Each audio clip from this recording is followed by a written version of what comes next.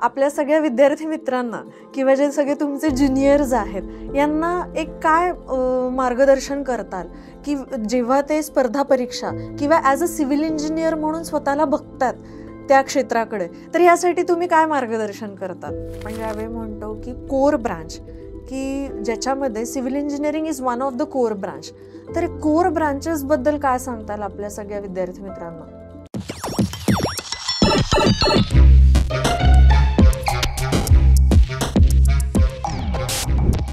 Civil engineering आणि government job हे एक वेगळं समीकरण आहे, पण याची तयारी करताना जर योग्य पद्धतीने गेली तर आपला यशाचा मार्ग किती सोपा होतो याचं आपण एक आज उत्तम उदाहरण बघणार आहोत.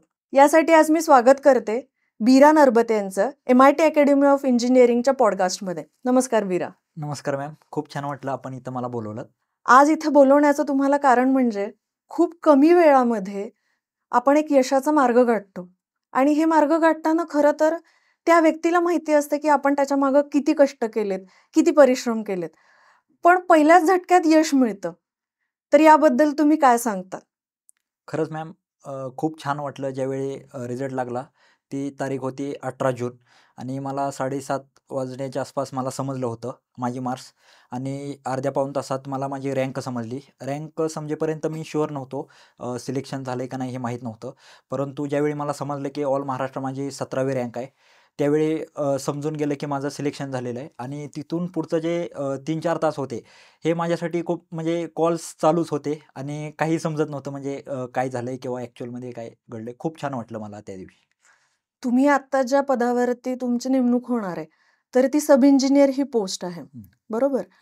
तर याची तयारी करताना तुम्ही असं कधी लहानपणापासून स्वप्न बघितलं होतं का की मी या पोस्टसाठी तयारी करेल किंवा मी सिव्हिल इंजिनियरचा मार्ग निवडेल, असं कधी होतं डोक्यात? लहानपणापासून तर म्हणता येणार नाही. ॲक्च्युली मी ज्यावेळी 12वी माझी झाली होती त्यावेळी एक स्वप्न होतं की आपल्याला महाराष्ट्र शासनामध्ये काम करायचं आहे, गव्हर्नमेंटची प्रिपरेशन करायची आहे आणि त्यासाठी मी चूज करताना सिव्हिल इंजिनिअरिंग चूज केलं, कारण इथं ऑपॉर्च्युनिटी खूप राहतात as compare to other department. So त्यामुळे मी सिव्हिल इंजिनिअरिंग चूज केलं आणि ज्यावेळी इंजिनिअरिंगचा प्रवास होता त्यामध्ये ज्यावेळी मी 3rd इयर आणि फायनल इयरला होतो त्यावेळी मला समजायला लागलं म्हणजे कोणकोणत्या ऑपॉर्च्युनिटी आहेत किंवा कुठं कुठं आपण काम करू शकतो as a civil engineer government servant म्हणून. आणि माझं ज्यावेळी 4th इयर कंप्लीट झालं त्यावेळी मला या ॲडबद्दल समजलं, BMCबद्दल. ॲक्च्युली BMC जे बृहन्मुंबई म्युन्सिपल कॉर्पोरेशन आहे, ही जी ॲड होती ही बहुचर्चित होती, कारण ही जे पाठीमागं जी ॲड आली ती 2019ला आली होती आणि 5-6 वर्षानंतर ही ॲड येणार होती. त्यासाठी जो क्राऊड असतो, जी कॉम्पिटिशन असते, ते 5-6 वर्षापासून मुलं तयार करत असतात या एक्झामसाठी. तर या सर्व गोष्टी माझ्या डोक्यामध्ये असतानाच ज्यावेळी माझं इंजिनिअरिंग कंप्लीट झालं आणि मला डोक्यामध्ये माझा प्लॅन हा ठरला की 5 ते 6 महिने मला भेटणार आहेत अभ्यास करण्यासाठी आणि त्यामध्ये मला ही पोस्ट अचीव्ह करायची आहे. आणि ही जर संधी हुकली तर मला नंतर डायरेक्ट 5-6 वर्षानंतर म्हणजे मोस्टली 2028-29च्या आसपास ही ॲड येणार होती. म्हणजे 4-5 वर्ष मला वेट करावं लागणार होतं या पोस्टसाठी. त्यामुळे मी पूर्ण झोकून दिलं की मला कोणत्याही परिस्थितीमध्ये काही करून मला ही पोस्ट मिळवायची आहे, सब इंजिनियर BMC म्हणून. तुम्ही तयारीबद्दल म्हणलात की स्पर्धा परीक्षांची तयारी, तर ही तयारी करताना नेमकं काय उद्दिष्ट होतं त्याच्या मागचं? खरं तर आत्ताच्या काळात आपण बघतो की असंख्य विद्यार्थी तयारी करतात. इंजिनिअरिंगच्या शेवटच्या वर्गाला गेले की मुलं बरेचदा म्हणतात की आम्हाला गव्हर्नमेंट जॉबचं प्रिपरेशन करायचंय. पण हे प्रिपरेशन करताना तुम्ही कसे, त्याच्या मागची तुमची भूमिका कशी होती ज्यावेळी तुमचं BMC मध्ये सिलेक्शन झालं? म्हणजे त्यामागचं ध्येय कुठलं होतं की ही परीक्षा मी पहिल्याच अटेम्प्टला क्लिअर होईल?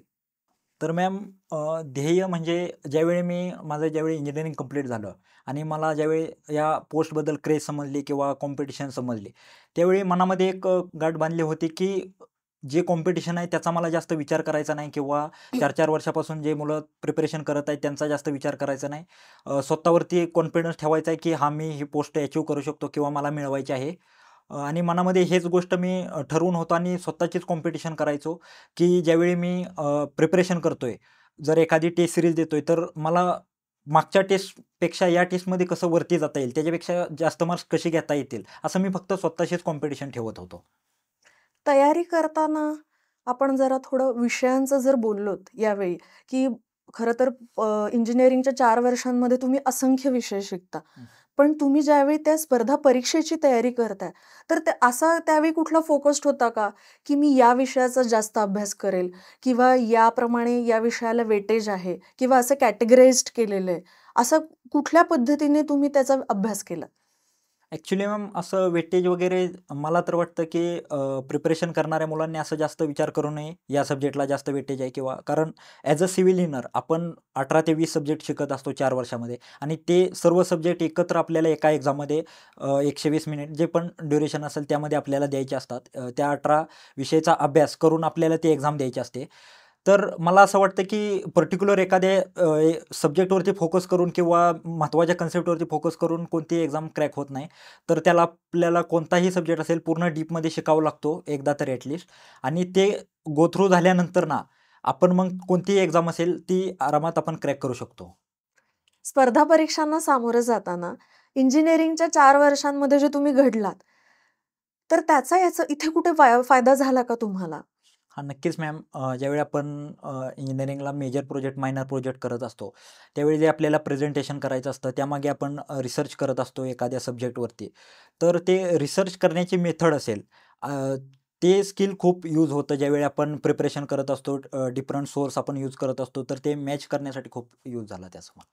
प्रत्येक इंजिनिअरचा सर्वांगीण विकास कसा व्हावा या दृष्टीने तो करिक्युलम आपला डिझाइन केलेला आहे. बरोबर?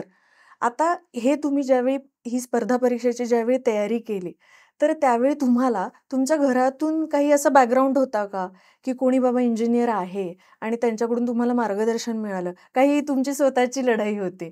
खरं तर आपल्या प्रत्येक यशामध्ये आपले घरचे सगळेच असतात हां, आणि त्यांचा आपल्याला नेहमी सपोर्ट असतो. हां. पण आजूबाजूला कोणी होतं का, की ज्यांचं तुम्हाला मार्गदर्शन मिळालं? तर घरातून तर डायरेक्ट म्हणता येणार नाही, कारण माझे जे आई-वडील आहेत ते शेतकरी आहेत आणि गावातून जर विचार केला तर गावातीलच एक सिव्हिल इंजिनिअरिंग होते. तर ते ऑलरेडी बी-एम-सीमध्ये असिस्टंट इंजिनिअर या पदावरती काम करत आहेत. तर त्यांच्याकडे बघूनच ॲक्च्युली मी सिव्हिल इंजिनिअरिंग निवडलं आणि त्यांच्याकडे बघून खूप इन्स्पायर झालो, की आपल्यालाही काही असं काहीतरी करायचं आहे. तर त्यामुळेच मी प्रिपरेशन करायचं ठरवलं त्यांच्याकडे बघूनच. गावामध्ये ज्यावेळी तुम्ही शिकलात, तुमची आधी तुम्ही शाळा 1ली ते 10वी आणि त्याच्यानंतर 11वी 12वी आणि त्याच्यानंतरचा इंजिनिअरिंगचा प्रवास. तर असं लहानपणी कुठे वाटलं होतं, की आपण एक मोठा सरकारी अधिकारी किंवा गव्हर्नमेंट जॉबच्या आपण पदाला जाऊ. त्यावेळी प्रत्येक विद्यार्थ्यांना एक स्वप्न असतं, की मी काहीतरी पुढे करेल. तर त्यावेळी लहानपणी काय वाटायचं? तसं 10वी पर्यंत तर मला वाटत होतं, कारण माझे जे शालेय अभ्यासक्रम असेल, त्यामध्ये मी चांगला होतो पहिल्यापासूनच 10वी मध्ये आणि 12वी मध्येही. तर त्यामुळे मी 10वी पर्यंत असतानाच ठरवलं होतं, की एक सरकारी अधिकारी आपल्याला बनायचं आहे, काहीतरी चांगलं करायचं आहे. आपल्या गावासाठी असेल किंवा इतर नागरिकांसाठी चांगलं करायचं आहे आपल्याला, असं पहिल्यापासूनच ठरवलं होतं. खरं तर सिव्हिल इंजिनिअरिंग ही ब्रांच म्हटली, की विद्यार्थ्यांना असं वाटतं, की फक्त कन्स्ट्रक्शन ही एकच प्रोसेस आहे, की ज्याच्यामध्ये मला फक्त साईटवरती जाऊन उभं राहायचंय आणि तिथे काहीतरी काम करायचंय. तर याच्याबद्दल तुम्ही काय सांगताल? नक्कीच मॅम. मी हे एक्सपिरियन्स केलेलं आहे, की लोकांना सिव्हिल इंजिनिअरिंग म्हणलं का एकच वाटतं, की बांधकाम विभाग हेच. पण तसं नसून सिव्हिल इंजिनिअरिंगमध्येही खूप साऱ्या ब्रांच आहेत. जसं की सॉलिड वेस्ट मॅनेजमेंट असेल, रोड कन्स्ट्रक्शन असेल, ब्रिज कन्स्ट्रक्शन असेल, या एन्व्हायर्नमेंट असेल. खूप सारे अदरही डिपार्टमेंट आहेत, जिथं आपण ॲज अ सिव्हिल इंजिनिअर म्हणून काम करू शकतो. आपण जे 4 वर्षात शिकतो त्याचं योगदान देऊ शकतो. पण हे योगदान देताना त्यावेळी आपले बेसिक्स हे क्लिअर असणं महत्वाचं आहे. तुमचं फाउंडेशन क्लिअर असणं महत्वाचं आहे. त्याबद्दल काय सांगताल? नक्कीच मॅम. आपण कोणताही सेक्टर घेतला, एन्व्हायर्नमेंट घ्या, रोड रोड रोड कन्स्ट्रक्शन घ्या, तर त्यामध्ये आपण जे 4 वर्षात शिकत असतो, तेच असते. फक्त आपण जे इथं आपण थिअरॉटिकल शिकत असतो, ते आपल्याला प्रॅक्टिकलमध्ये यूज करायचं असतो. बाकी असा मेजर असा काही चेंज नसतो. जे आपण शिकतोय तेच तिथं यूज करायचं असतं. आणि हे यूज करताना तुमचे इनबिल्ट स्किल्स ज्या पद्धतीने तुम्ही घडला आहात, जे तुम्ही वर्गामध्ये बसून शिकलेला आहात, जे प्रॅक्टिकल नॉलेज तुम्ही शिकलेला आहात, ते तिथे अप्लाय करणं गरजेचं आहे. हां, नक्कीच मॅम. बरोबर? नक्की. या स्पर्धा परीक्षांबरोबर मला अजून एक विचारायला आवडेल, की तुम्ही गेटची पण प्रिपरेशन केली होती. हां, हां. बरोबर आहे? तर गेटबद्दल तुम्ही सांगताल? हां मॅम, ॲक्च्युली मी 4th इयरला असतानाच गेटची प्रिपरेशन चालू केली होती. कारण माझ्याकडं डिप्लोमा नसल्यामुळे मी कोणतीही एक्झाम देऊ शकत नव्हतो त्यावेळी. तर माझ्या मनामध्ये हेच होतं की मी जर गेटची प्रिपरेशन केली, तर जी कन्सेप्च्युअली आपण स्ट्राँग बनतो, ती गेटची प्रिपरेशन केल्यानंतर आरामात बनवू शकतो असं मला वाटतं. कारण जो गेटचा सिलेबस आहे किंवा जी लेव्हल आहे, क्वेश्चन लेव्हल, ती खूप डीपला मध्ये जाऊन विचारली जाते. त्यामुळे मी असं ठरवलं की लास्ट इयरला असताना मी गेटची फुल टाईम प्रिपरेशन केली आणि त्यामध्ये माझा स्कोरही चांगला होता. मला IIT खरगपूर आहे, ते मला भेटत होतं. परंतु मी गव्हर्नमेंटची प्रिपरेशन करण्याकारणाने किंवा ही BMCची ॲड आली होती. म्हणून मी ठरवलं की हे 4-5 महिने आहेत ते मला पूर्णपणे या एक्झामसाठी द्यायचे आहेत. म्हणून मी ते स्किप केला. ॲक्च्युली आपल्याकडं आत्ता पण बरीचशी मुलं ही गेटचं प्रिपरेशन करतात. पण असं होतं, की मी स्वतः कुठेतरी गेट क्वालिफाय असायला पाहिजे, हाच फक्त दृष्टिकोन असतो. पण ती गेट क्रॅक करायची, या दृष्टीने काय सांगताल तुम्ही? हां, नक्कीच मॅम. तसा जर आपण विचार केला तर गेट क्वालिफाय होणं ही खरंच खूप मोठी गोष्ट असते. कारण त्याची जी डिफिकल्टी लेव्हल आहे किंवा निगेटिव्ह मार्किंग आहे, हे अदर एक्झामपेक्षा खूप वेगळं आहे. त्यामुळे जर आपण गेटमध्ये हे जर 30-40 जरी स्कोर घेत असलो, कारण त्याचा जो क्वालिफाय कट ऑफ असतो तो 24-25च्या आसपास लागत असतो. तर आपण त्याच्यावरती जरी जात असेल, तर आपली प्रिपरेशन खूप चांगली आहे असं आपण समजू शकतो. कारण जे आपण 30-35 मार्क्स घेतोय, त्यामध्ये पण आपल्या खूप साऱ्या कन्सेप्ट क्लिअर झालेले असतात. त्याशिवाय आपण एवढे मार्क्स घेऊ शकत नाही. अच्छा. आता प्रश्न मार्कांचा आला म्हटलं, की कॉलेज तर आलंच. तर मला हे विचारायला नक्कीच आवडेल, की ज्यावेळी तुम्ही कॉलेजमध्ये होता, तर कॉलेजमध्ये म्हणजे कॉलेज आहे की कॉलेज? का अभ्यास घरी गेल्यानंतर? का तिथे असताना कुठली इंटर्नशिप याचा तुम्हाला फायदा झाला? कॉलेजमध्ये असतानाच ज्यावेळी मी प्रिपरेशन करत होतो, त्यावेळी ॲक्च्युली मी जास्त बाकी अदर ॲक्टिव्हिटीमध्ये जास्त इन्व्हॉल्व झालो नव्हतो. कारण माझं एक टार्गेट जसं की मी मेन्शन केलं, की मला डिग्री कंप्लीट झाल्यानंतर 1 वर्षाच्यात मी एक पोस्ट घ्यायची होती हे मी ठरवलं होतं. आणि त्यासाठी मला जे काही करायचं होतं, ते टेक्निकल जे स्ट्राँग बनवायचं होतं, ते मी फायनल इयरमध्येच ऑलमोस्ट 80% तरी मी बनवलं होतं. आणि हेच माझं ध्येय होतं, की गेटमध्ये जर मी चांगली रँक घेऊ शकतो किंवा चांगले मार्क्स घेऊ शकतो, तर ज्या टेक्निकलच्या एक्झाम राहतात आपल्या स्टेट लेव्हलच्या, त्यामध्येही मला चांगले मार्क्स पडू शकतात. त्यामुळे मी फुल टाईम गेटचं चांगलं प्रिपरेशन केलं होतं. ओके. हे सगळं प्रिपरेशन करताना तुम्हाला इंजिनिअरिंगच्या शेवटच्या वर्षाला इंटर्नशिप ऑफर केली जाते. तर त्या इंटर्नशिपचा तुम्हाला कुठे इथं सगळ्या ठिकाणी वापर झाला का? की तुम्ही तिकडे साईटवर आहात किंवा तुम्ही तिथं प्रॅक्टिकली तुम्ही त्याचा नॉलेजचा वापर करताय. तर याबद्दल काही सांगू शकताल? हां, नक्कीच मॅम. मी 8व्या सेमिस्टरला असताना पंचशील रिॲलिटी या कंपनीमध्ये माझं सिलेक्शन झालं होतं ऑन कॅम्पस. आणि त्यामध्ये त्यांची 6 महिन्याची इंटर्नशिप ही होती आणि मी ऑक्टोबरमध्ये ती इंटर्नशिप जॉइन केली होती. तर स्टार्टिंगला मला जे त्यांनी डिपार्टमेंट अलोकेट केलं होतं ते फिनिशिंगचं होतं. तर त्यामध्ये मी 3 महिने काम केलं फिनिशिंगमध्ये आणि नंतर माझा जो मेन इंटरेस्ट होता तो स्ट्रक्चरमध्ये होता. त्यामुळे मी ते डिपार्टमेंट चेंज करून घेतलं. मला RCC पाहिजे होतं. उरलेल्या 3 महिन्यात मी ऑन साईट काम करत होतो आणि त्याच वेळी माझी गेटची एक्झामही होती ॲक्च्युली. तर झालं असं की ते थोडं मला हेक्टिक होत होतं. तरीही मी रात्रीचं वगैरे जास्त टाईम स्टडी करून, की इंटर्नशिपही करायची आहे आणि आपल्याला प्रिपरेशनही करायची आहे.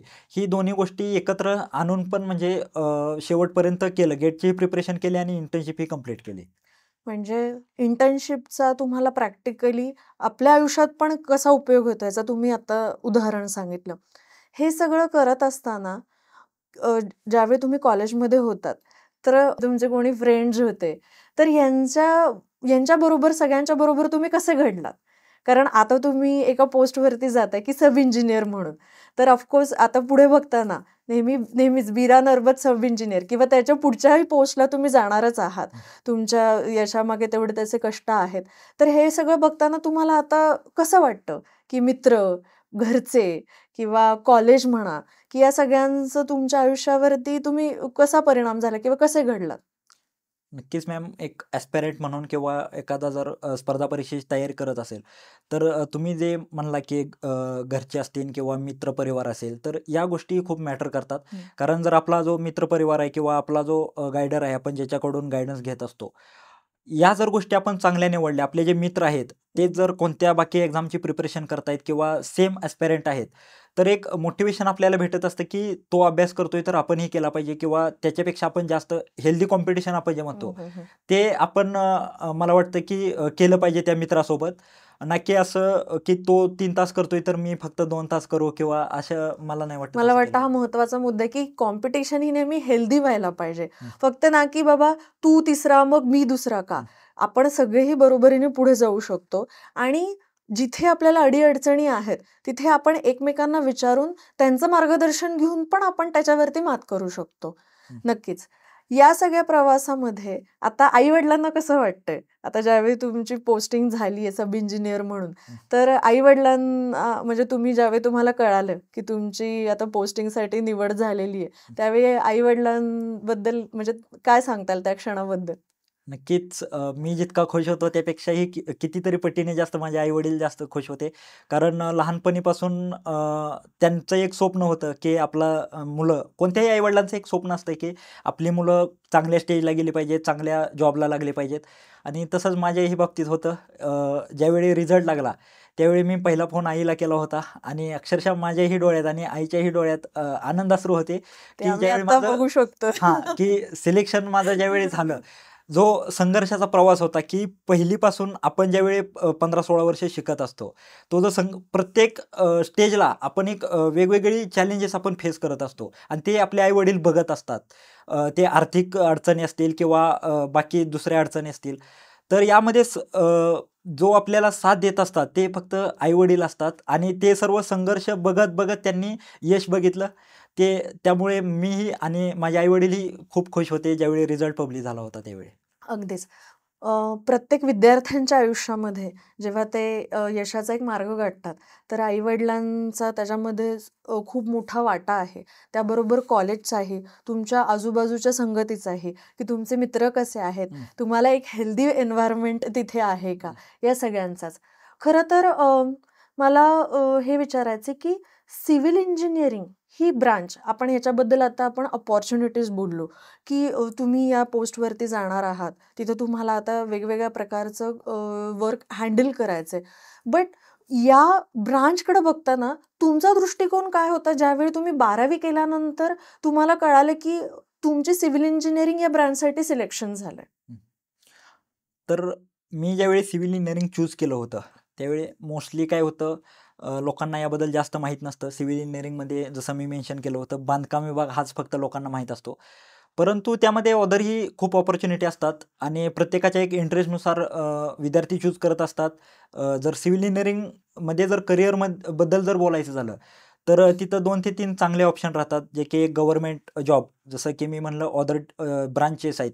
मेकॅनिकल असेल किंवा इलेक्ट्रिकल असेल, त्यापेक्षा civil as compare to that branch, civil इंजिनिअरिंगला खूप जास्त अपॉर्च्युनिटी राहतात गव्हर्नमेंट जॉबमध्ये. गव्हर्नमेंट हां, जॉबमध्ये. आणि दुसरा जर विचार करायचा म्हणलं तर स्वतःचा जो आपण स्टार्टअप म्हणतो, की ॲज अ कॉन्ट्रॅक्टर म्हणून आपण काम करू शकतो किंवा एखाद्या कंपनीत प्लेस होऊन आपलं जे स्किल दाखवून आपण हायर पोझिशनलाही जाऊ शकतो. असे 2-3 चांगले ऑप्शन आपल्या समोर अवेलेबल राहतात ॲज अ सिव्हिल इंजिनिअर.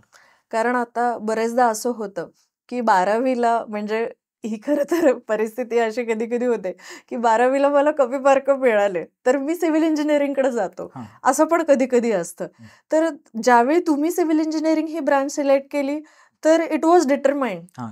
की मला सिव्हिल इंजिनिअरिंगलाच जायचंय. तर त्या पद्धतीने घडलेला हा प्रवास आहे. हं. तुमच्याबरोबर तुमचे बहीण-भाऊ असतील किंवा तुमच्या घरातले अजून कोणी व्यक्ती. तर ह्यांच्या तुम्हाला असं वाटतं आता, की माझ्यामुळे, माझ्या स्वतःमुळे हे पण घडत आहेत किंवा हे आता यापुढे घडतील किंवा या पद्धतीने ते प्रयत्न करतील स्पर्धा परीक्षांचा? हां, नक्कीच मॅम. जसं की मी कोणाला तर बघून मोठा झालो किंवा मी कोणाचं तर एक मोटिव्हेशन घेऊन त्यांच्याकडे बघून मी त्या पोस्टपर्यंत जाण्याचा प्रयत्न केला. अशा नक्कीच माझं जे गाव आहे, एक खेडेगाव आहे छोटं, तुमच्या गावाचं नाव सांगता? नरबटवाडी गाव आहे. कुठे एक आलं हे? सातारा जिल्ह्यात मान तालुक्यात हे गाव आहे माझं छोटंसं, 500 लोकसंख्या असेल. तर यामध्ये असं आहे की माझे जे लहान भावंड आहेत किंवा आतासुद्धा माझं सिलेक्शन झाल्यानंतर ना, जे 11-12वी कंप्लीट झाल्यानंतर बिनधास्त मुलं मला कॉल करतात की कोणती ब्रांच घ्यावी किंवा थोडं गाईडन्स कर. कसं होतं की खेडेगावात या गोष्टीची जास्त अवेअरनेस नसते, लोकांना जास्त माहीत नसतं की काय केलं पाहिजे किंवा कोणती ब्रांच घेतली पाहिजे. तर ते मला कॉल करत असतात आणि मी हे एक्सपिरियन्स केलं की आता माझं ज्यावेळी सिलेक्शन झालं, त्यानंतर आमच्या गावाचा ॲज अ सिव्हिल इंजिनिअर हं, म्हणून बघायचा कल थोडा वाढलेला आहे किंवा सगळेच म्हणतात की सिव्हिल इंजिनिअरिंगच घ्यायचं आहे किंवा माझा जो छोटा भाऊ आहे तो आता फायनल इयरला आहे आपल्याच कॉलेजला MIT अकॅडमी ऑफ इंजिनिअरिंग. तर तो ENTCला आहे. तर आता बरेचसे लोक मला असे म्हणतायत की त्यालाही का सिव्हिल तू घेतलं नाही किंवा तू चांगल्या पोस्टला गेला तोही गेला असता.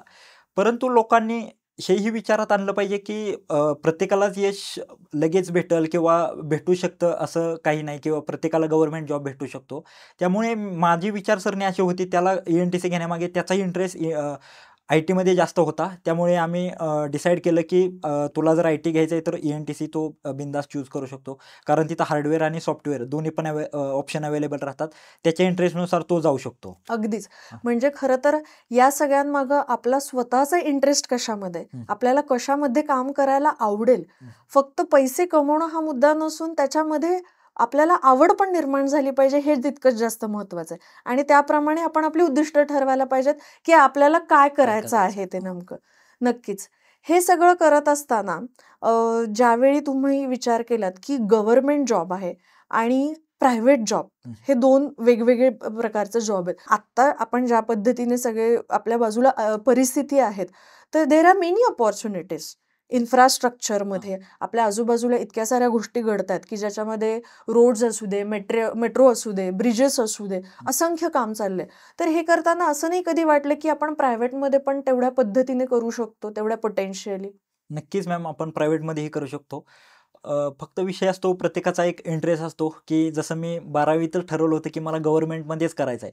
त्यामुळे मी प्रायव्हेट ही काम केलेलं आहे. 6 महिना ज्यावेळी मी इंटर्नशिप केली तो मला फुल एक्सपिरियन्स आहे की ऑन साईट काम कसं चालतंय किंवा ॲज अ सिव्हिल इंजिनियर एक रिस्पॉन्सिबल पर्सन म्हणून आपल्याला साईट कशी हँडल करावं लागते, खूप साऱ्या जबाबदाऱ्या असतात. हे सर्वही मी हँडल केलेलं आहे. परंतु एक मनामध्ये ठरलेलं असते की आपल्याला गव्हर्नमेंट सर्वंट व्हायचं आहे, जे की मी ठरवलं होतं. त्यामुळे मी तोही माझ्याकडे चांगला ऑप्शन होता. प्रायव्हेटचा पॅकेजही मला चांगलं होतं.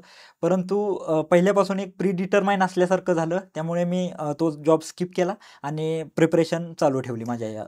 म्हणजे संधी ही सगळीकडे आहे. खरं तर आपली आवड काय आणि आपल्याला कुठे संधी मिळते याप्रमाणे आपण त्या दिशेला जाणं गरजेचं आहे. Exactly ma'am. कारण बरेचदा असं होतं की आपण एक ठरवलेलं असतो, आपण भरकटत जातो आणि आपल्याला आपलं ध्येय गाठता येत नाही. आणि ते सगळं ध्येय गाठताना आपण त्याच्या मागचा प्रवास, खडतर प्रवास कसा आहे हे पण खूप महत्वाचं आहे की तुम्ही कसे घडत आहात, तुम्ही प्रिपरेशन कसे करत आहात ते. या सगळ्या ह्याच्यात ज्यावेळी तुम्ही सिव्हिल इंजिनिअरिंग डिपार्टमेंटमध्ये होतात, तुमची 4 वर्ष, तर डिपार्टमेंटबद्दलचा अनुभव काय सांगताल? की म्हणजे ॲज अ सिव्हिल इंजिनियर तुम्ही डिपार्टमेंटमध्ये मोठे झाला, तर त्यावेळी तर एक विद्यार्थी म्हणून आपण असतो. पण आता परत मागे बघता ना की MIT अकॅडमी ऑफ इंजिनिअरिंगच्या सिव्हिल इंजिनिअरिंग डिपार्टमेंटने मला घडवलं. तर याबद्दलचा काय अनुभव सांगतात? नक्कीच मॅम. जे आपण घडत असतो त्यामध्ये जे इंजिनिअरिंगचा माझा जो 4 वर्षाचा प्रवास होता तो खूप म्हणजे प्रत्येक स्टेजला म्हणलं तरी काही प्रॉब्लेम नाही यूज होतो की आपण ज्यावेळी 4 वर्षात शिकत असतोय किंवा एखादा प्रोजेक्ट कंप्लीट करत असतोय त्यामध्ये जे आपण प्रॉब्लेम फेस करत असतोय तर ते जे आपण स्पर्धा परीक्षेला जे आपल्याला पोटेन्शियल लागतंय किंवा जो पेशन्स लागतोय की फॉर एक्झाम्पल एखाद्या एक्झाममध्ये आपला रिझल्ट 1-2 मार्क्सने हुकत असतो त्यावेळी जे आपल्याला आपल्या स्वतःवरती एक विश्वास ठेवून की मी एक्झाम क्रॅक करू शकतो, पुढची येणारी एक्झाम क्रॅक करू शकतो असं मनामध्ये ठरवून जर आपण एखादी गोष्ट ठरवली तर ती अचीव्ह होऊ शकते. फर्स्ट इयरमध्ये कसे होतात तुम्ही? ॲक्च्युली मॅम फर्स्ट इयरचा एक्सपिरियन्स माझा म्हणावा असा चांगला नाही तसं म्हणायला गेलं तर. कारण ऑनलाईन होतं आणि त्यावेळी मी इतकं माझं जे करिक्युलम आहे ते स्ट्राँग नव्हतं. माझा पॉइंटरही थोडा कमी होता. परंतु ज्यावेळी तोच एक टर्निंग पॉईंट होता माझ्यासाठी की फर्स्ट इयरला असताना जो पायथन म्हणून एक सब्जेक्ट होता. त्यामध्ये वायवामध्ये मला म्हणजे असं जाणवलं की जे आपल्या क्लासमध्ये शेवटचे जे 4-5 स्टुडंट आहेत त्याच्यामध्ये मी गणला जातोय. हे ज्यावेळी मला जाणवलं त्यावेळी एक ठरवलं की नाही इथून पुढं तर माझ्या बाबतीत असं झालं नाही पाहिजे. त्यामुळे मी तिथून थोडा जास्त सिरियस झालो की ठरवलं की आपल्याला इंजिनिअरिंगमध्ये चांगलं करायचं आहे. जर आपल्याला भविष्यात चांगलं करायचं आहे तर जे ही 4 वर्ष आहेत जे आपण जे आपल्याला जर स्वतःला जर डेव्हलप करायचं असेल तर हे माझ्यासाठी 4 वर्ष खूप महत्त्वाची होती. त्यामुळे मी थोडा जास्त सिरियस झालो असं म्हणता येईल आपल्याला, की सेकंड इयरपासून जसं ऑफलाईन आपलं कॉलेज चालू झालं, तिथून कॉलेज अटेंड करणं असेल किंवा बाकी पण गोष्टी असतील, की बाकी सबमिशन वगैरे टायमिंगवरती एकदम करणं किंवा हळूहळू मला टॉप कसा घेता येईल आपल्या क्लासमध्ये याचा मी विचार केला आणि तसं मी केलं ॲक्च्युली. फर्स्ट इयरपासून जो माझा पॉइंटर आहे तो असा 5.8 पासून असा 9.6 पर्यंत म्हणजे वाढतच गेला, असं कधी कमी नाही झाला किंवा असं. ऍक्च्युली बरेचदा असं होतं की मुलांना असं वाटतं फर्स्ट इयर ठीक आहे, ओके. माझी गाडी आता सुरू झाली आहे. मग सेकंड इयरला आल्यानंतर मी थोडा एस्टॅब्लिश होईल, थर्ड इयरला आणि बीटेक मध्ये मी टॉप करेन. तर तुमच्या उदाहरणावरून आम्हाला असं वाटतंय की खरंच जर तुम्ही इफ यू आर डिटरमाइंड की तुम्हाला हे उद्दिष्ट गाठायचंय किंवा तुम्हाला या पोस्टसाठी प्रयत्न करायचा आहे किंवा तुम्हाला आयुष्यात तुम्ही स्वतःला या ठिकाणी बघता, तर प्रयत्न हा पहिल्यापासूनच असणं गरजेचं आहे, हे तुमच्याकडून लक्षात येते. नक्कीच. हे सगळं करत असताना बीरा, कॉलेजमध्ये ज्यावेळी तुम्ही होतात तर त्यावेळी तुम्हाला शिक्षकांचं जे मार्गदर्शन मिळालं किंवा ज्या पद्धतीने तुम्ही घडला, तर त्याच्याबद्दल काय सांगतात? नक्कीच मॅम. शिक्षकांबद्दल जर एक्सपिरियन्स सांगायचा झाला तर आपण जर शिक्षक म्हणले तर आपण फक्त बोलतो की शिकवतील आणि आपण शिकतो. परंतु या बाहेरही आपलं शिक्षकांशी नातं जे आहे ते माझं तर जेन्युइनली जर सांगायचं झालं तर आपल्या जो स्टाफ आहे MITचा त्यामध्ये खूप चांगला एक्सपिरियन्स आहे माझा, की ज्यावेळी माझं इंजिनिअरिंग कंप्लीट झालं आणि एक मला इम्पॉर्टंट डिसिजन घ्यायचा होता की मी जॉब कंटिन्यू करायचा की प्रिपरेशन करायची. त्यावेळी आपले जे डिपार्टमेंटचे काही शिक्षक आहे, कानडे सर असतील, तर मी त्यांच्याशी ज्यावेळी डिस्कस केलं की सर मला असा प्रॉब्लेम आहे किंवा मला समजत नाही ॲक्च्युली आणि मी एमटेकचं ही विचार करत होतो की मला एमटेकला ॲडमिशन घ्यायचं आहे. जसं म्हणलं IIT मला भेटत होतं. तर सरांशी थोडं डिस्कस करून सरांनी ॲक्च्युली जो सगळा फॅक्ट आहे की बाबा काय होऊ शकतं जर तू एमटेकला घेतलं, एमटेक प्लस जर तू प्रिपरेशन करतोय तर तुला काय प्रॉब्लेम येऊ शकतात किंवा तू कसं अचीव करू शकतो तुझं जे गोल आहे ते. या सर्व गोष्टी ज्यावेळी त्यांनी मेन्शन केल्या त्यावेळी मग मी ठरवलं की फक्त प्रिपरेशन केलेली माझ्यासाठी चांगलं राहील, पर्टिक्युलर या एक्झामसाठी. बीरा, तुमचा आतापर्यंतचा प्रवास खरंच खूपच छान आहे, जो आम्हाला ऐकायला छान वाटलं. आणि ह्याच्यामध्ये तुम्ही कसे घडलात, की ज्याच्यामध्ये तुमच्या आजूबाजूची लोक, वातावरण, तुमचे मित्र किंवा शिक्षक या हे सगळेच तुमच्या बरोबर होते, बरोबर आहे.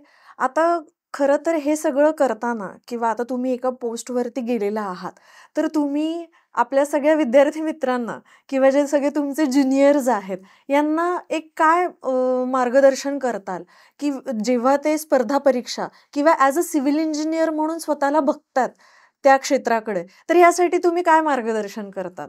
नक्कीच मॅम. जर सिव्हिल इंजिनिअरिंगमध्ये ज्यांना गव्हर्नमेंटची प्रिपरेशन करायची आहे, तर मला असं वाटतं की ज्यावेळी आपण इंजिनिअरिंगमध्ये असतो, मोस्टली मुलांचं मत असं असतं की आपली इंजिनिअरिंग झाल्यानंतर आपण गव्हर्नमेंटची प्रिपरेशन करू, एखादा चांगला क्लास लावू. परंतु जर आपण डिग्रीमध्येच असताना जर थर्ड इयर आणि फोर्थ इयरला जर आपण सिरियसली घेऊन जर एक प्रॉपर गायडन्सने जर स्टडी केला, तर आपण विदिन इयर जसं मी 6-7 महिना टाईम दिला स्वतःला आणि माझं कॉलेजलाच असताना करिक्युलम चांगलं होतं. जसं मी अचीव्ह केलं तसं अदरही मुलं करू शकतात, असं माझं सजेशन आहे. आणि या क्षेत्राकडे बघताना आपण ज्यावेळी म्हणतो की कोर ब्रांच, की ज्याच्यामध्ये civil engineering is one of the core branch, तर कोर ब्रांचेस बद्दल काय सांगताल आपल्या सगळ्या विद्यार्थी मित्रांना? ॲक्च्युली मॅम, कोर ब्रांचबद्दल जर बोलायचं झालं, तर मोस्टली आता काय होतं की पेरेंट्स लोक ज्यावेळी सोशल मीडियावरती बघतात की या मुलाला IT मध्ये एवढं पॅकेज भेटलं किंवा जास्त चांगला पेमेंट वगैरे आहे. तर मला असं वाटतं की पालकांनी मुलांचाही इंटरेस्ट लक्षात घेतला पाहिजे. काही मुलं अशी असतात की IT ला त्यांना नाही जास्त सुटेबल होत. तर त्यांचा जो इंटरेस्ट आहे कोरमध्ये, मोस्टली जे गावाकडची मुलं असतील किंवा खूप सारे मुलं आहेत की सिव्हिल इंजिनिअरिंग असेल किंवा अदर ज्या कोर ब्रांचेस आहेत, केमिकल असेल, मेकॅनिकल असेल, तर यामध्ये मुलं खूप चांगलं म्हणजे करिअर घडवू शकतात की गव्हर्नमेंट असेल किंवा इव्हन प्रायव्हेट सेक्टरमध्येही खूप सारे सिव्हिलमध्ये पॅकेजेस आहेत. माझे काही मित्र आहेत की त्यांना कोर ब्रांचेस असून पण त्यांना खूप चांगले पॅकेजेस आहेत. बट लोकांचा कल हा असतो की बाहेर कुठं तर बघितलं की IT ला चांगलं पॅकेज आहे, तर कॉम्प्युटरला टाकूया किंवा IT ला. त्यामुळे ॲक्च्युली त्यांचं कट ऑफ ही वाढत चाललं आहे आणि कोर ब्रांचेसचा थोडा कट ऑफ खाली येतोय. परंतु हीच चान्स आहे जे लोक कोरकडं जातात त्यांना, की कमी कट ऑफमध्येही ते चांगले अचिव्हमेंट घेऊ शकतात किंवा चांगले पॅकेज घेऊ शकतात. नक्कीच. तर आजच्या या सगळ्या डिस्कशनवरून बिरा मला हे तर नक्कीच वाटतं, की आपण ज्यावेळी एखादी ब्रांच सिलेक्ट करतो, तर ती कोर असू दे किंवा सॉफ्ट ब्रांच असू दे, तर आधीच आपण हे ठरवून घेणं गरजेचं आहे, की आपल्याला आयुष्यात पुढे कुठे जायचंय आणि आपल्याला नेमकं काय करायचंय ते. आणि त्या पद्धतीने जर तुम्ही प्रयत्न सुरू केले, तर ती कोर ब्रांच असू दे किंवा सॉफ्ट ब्रांच असू दे, तुमचं ध्येय हे जर निश्चित असेल, तर नक्कीच तुम्ही तिथेपर्यंत जाऊ शकता. बिरा, आज तुमच्याशी बोलून आम्हाला खरंच खूप छान वाटलं. तुमचा सगळा प्रवास ऐकून, की ज्या पद्धतीने तुम्ही तुमचा सगळं प्रवास केलात, सगळी तयारी केलीत, की ज्याच्यामध्ये मार्ग खडं तर होता. त्याच्यामध्ये अडचणी पण आल्या. पण तुमचे मित्र, तुमचे कुटुंब, तुमचं कॉलेज या सगळ्यांमुळे तुम्ही ज्या पद्धतीने घडलात आणि आज तुम्ही सब इंजिनियर या पोस्टवरती तुम्ही ज्यावेळी रुजू होणार आहात, तर त्याच्यासाठी आमच्या सगळ्यांकडून तुम्हाला खूप साऱ्या शुभेच्छा. आणि आज तुम्ही इथे आलात आणि या पॉडकास्टमध्ये तुमच्या घडण्याबद्दल आणि तुम्ही या पोस्टपर्यंत तुमचं सिलेक्शन कसं झालं ॲज अ सिव्हिल इंजिनियर म्हणून, याबद्दल तुम्ही जे मार्गदर्शन केलं, तर या सगळ्याचा सगळ्यांनाच खूपच चांगलं फायदा होईल आणि आपल्या विद्यार्थी मित्रांना पण त्याचं एक खूप चांगलं मार्गदर्शन मिळेल. या सगळ्याबद्दल धन्यवाद. Thank you ma'am.